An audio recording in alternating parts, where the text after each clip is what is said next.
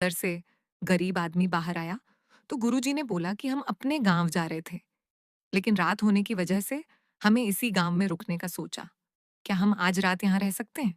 ये सुनने के बाद उस गरीब आदमी ने गुरुजी और उनके शिष्यों को अंदर बुलाया। अब जैसे गुरुजी अंदर गए तो उन्होंने देखा कि बहुत ही ज्यादा गरीबी थी उस आदमी के घर में। तो गुरुजी ने उससे पूछा कि वह क्या काम करता है। उसने बोला कि मेरे पास बहुत सारी जमीन है। तो गुरुजी ने बोला कि अगर तेरे पास इतनी सारी जमीन है तो फिर तो इस तरह क्यों रह रहा है।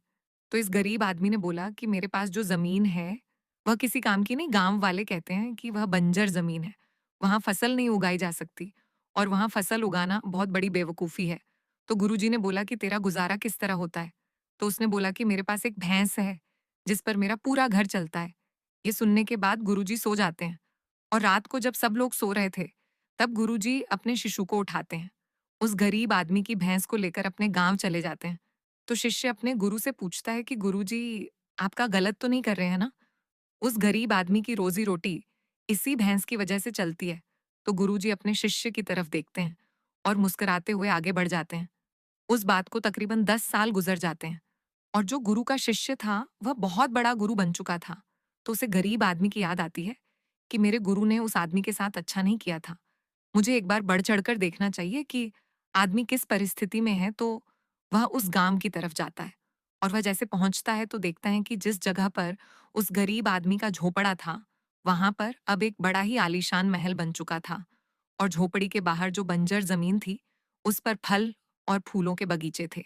तभी उधर से उस घर का मालिक आता है, जो उसे देखकर पहचान लेता है और उस आदमी को बोलता है कि तुमने मुझे पहचाना? मैं अपने गुरुजी के साथ आया था।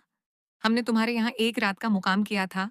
कि वह उनको पहचान लेता है और बोलते हैं, उस रात में आप कहाँ चले गए थे? और उस रात के बाद ही मेरी भैंस कहीं चली गई थी। मेरे पास कोई रास्ता नहीं था, तो मैंने अपनी ज़मीन पर मेहनत की और काफ़ी मेहनत के बाद उस पर फसल निकल आई और आज मैं इस गाँव का सबसे बड़ा और सबसे अमीर आदमी बन चुका। ये सुनने के बाद शिष्य की आँखों में अपने गुरुजी के लिए आँसू आ गए और उसे ये बात अब समझ में आ गई और वह रोने लगा। हमें इस कहानी ये सीख मिलती है कि हमारे पास भी बहुत कुछ है, हमारे अंदर भी बहुत कुछ है, लेकिन हम किसी न किसी चीज़ ने रुकवा कर रखा है। तो आपके फैमिली वाले भी हो सकते हैं, आपकी जॉब भी हो सकती है, वह कुछ और भी हो सकता है। देखिए कि आपके पास भी तो भैंस के जैसे कोई दूसरी चीज़ नहीं है जिसने आपको आगे बढ़ने से रोक कर रखा है।